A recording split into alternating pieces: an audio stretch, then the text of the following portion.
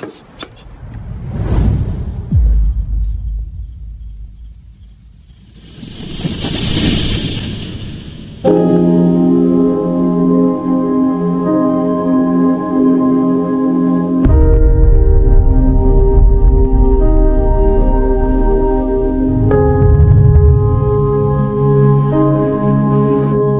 na po, Young Master. Ginawa na namin ang lahat pero may higit 1,000 taong sumugod sa sementeryo, hindi namin sila napigilan.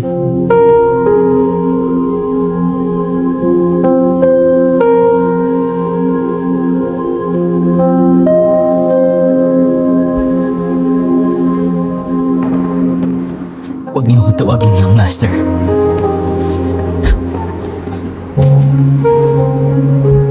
Isa lang akong talunan na walang kayang protektahan.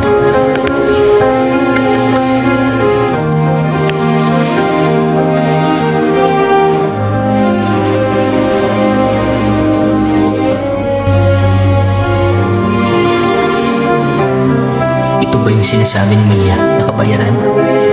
Lucas, napapaliw ka na ba? Hanggang patay, hindi ka balik yan! Tama ka!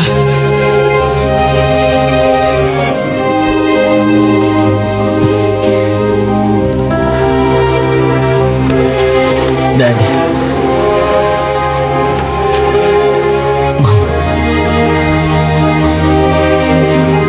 Pinabayaan ko kayo. Kung hindi lang sana ako nagpumilit, natulungan si Mia at Leila, hindi sana ito nangyari.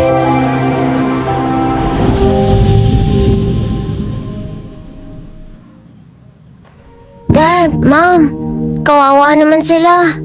Sabi ng dag-aalaga sa welfare center, patay na raw pareho ang mga magulang nila. Tulungan natin sila.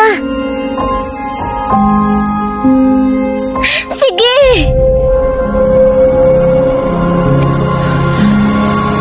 Sa lahat ng taon na to, nagpapakaawa sila sa harap ko.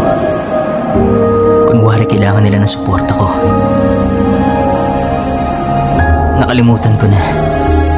Ginawa na nila ang lahat para makarating dito. Paano pa nila ako kakailanganin? Lucas, ang taas na ng standards ng mga law firm ngayon. Wala akong mahanap ng trabaho kahit saan. Lucas, lahat ng fighter sa mga labanan dito, may mga sikat na club na sumusuporta. Paano ako makakasabay? Huwag ka mag-alala, love. Law firm? Bubuksan kita ng law firm. Tatanungin ko si Sofia kung paano magtayo ng club. Club? Gagawa na lang tayo ng sarili natin.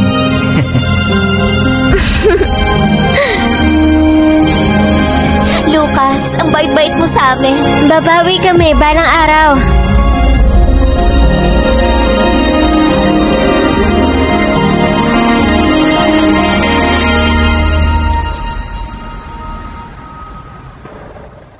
Ngayong successful na sila,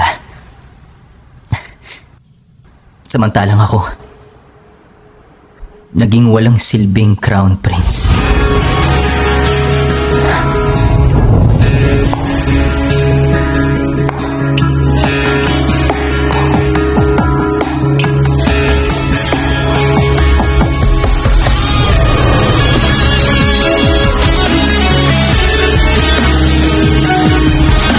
Honey, nagsisisi ka na ba?